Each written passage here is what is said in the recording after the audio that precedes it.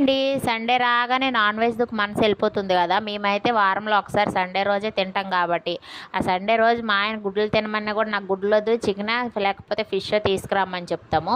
కాకపోతే ఫిష్ కాకుండా చికెన్ అయితే ఎక్కువ నడుస్తదనమాట. చికెన్ తెచ్చుకోగానే ఈ వారం ఏం చేసుకోవాలా అని ఆలోచిస్తుంటే చికెన్ కూర్మా ట్రై చేశాననమాట. చికెన్ కూర్మాలో ఫస్ట్ అయితే మనం చికెన్ బాగా మ్యాగ్నేట్ చేసుకొని ఒక అరగంట వదిలేయాలి. తర్వాత మసాలా ఐటమ్స్ అన్నీ వేసేసి దాంట్లో చికెన్ వేసేసి బాగా ఫ్రై అవ్వనివ్వాలి. ఫ్రై అయిన తర్వాత జీడిపప్పు పేస్ట్, ఫ్రైడ్ ఆనియన్స్ పేస్ట్, తర్వాత ఇట్లా పెరుగు వేసుకోవాలి. ఇక్కడ జీడిపప్పు పేస్ట్ కాదండి, జీడిపప్పు పౌడర్ అనమాట.